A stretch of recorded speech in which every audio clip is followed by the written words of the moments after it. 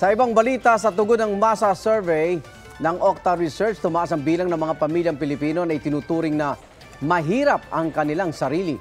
Sang-ayon kaya riyan ang ating mga kababayan at may unang balita live si James Agustin. James!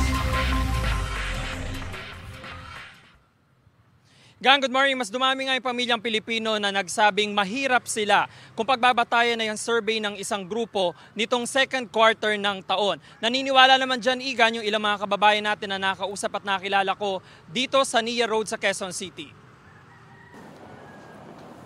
Ramdam na ramdam daw ni Edgardo na mas humirap ang kanilang buhay sa mga nakalipas na buwan.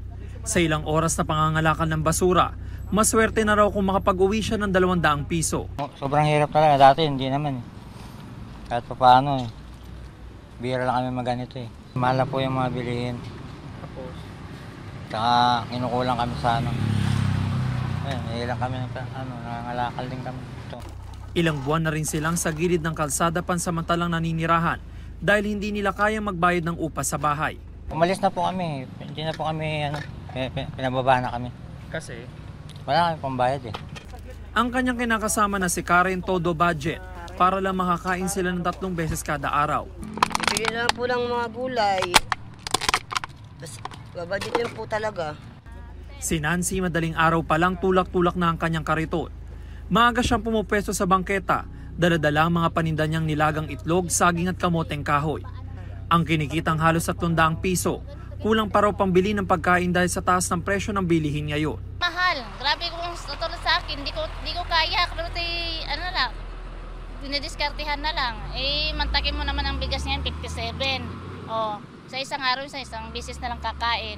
Priority na lang yung mga bata, makapasok, may mga baon sila. Lumabas sa resulta ng sinagawang second quarter survey ng Okta Research Group na mas dumami ang mga Pilipino na nagsabing tinuturing nila ang kanilang pamilya na mahirap. 50% ito o katumbas ng 13.4 milyong pamilya. Mas mataas kumpara sa 43% sa unang quarter ng taon o 11.3 milyong pamilya. 9% naman na nagsabi na hindi sila mahirap. 41% ang hindi makapagsabi kung sila ba ay mahirap o hindi. Sa parehong survey, 15% o nasa 3.9 milyong pamilya ang nakaranas ng gutom. Halos pareho ito sa resulta sa unang quarter ng taon. Sa kabila ng nararanasan nilang kahirapan, todo sikap sina Edgardo at Nancy. Tiyaga at sipag daw ang sandata nila para makaraos sa araw-araw na pamumuhay. May pag-asa kung magsikap lang po. Think positive lang. Masa, habang nabubuhay. Kasi kahit naman na hindi mahirap ang buhay, kung hindi ka rin gagawa ng paraan, wala, mas lalong hirap ang buhay mo. Kailangan tiyaga, may sipag.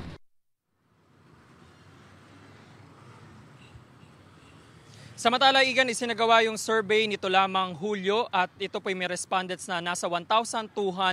Ang margin of error naman itong survey ay plus-3%. Yan ang unang balita mula rito sa Quezon City. Ako po si James Agustin para sa GMA Integrated News. Igan, mauna ka sa mga balita. Mag-subscribe sa GMA Integrated News sa YouTube.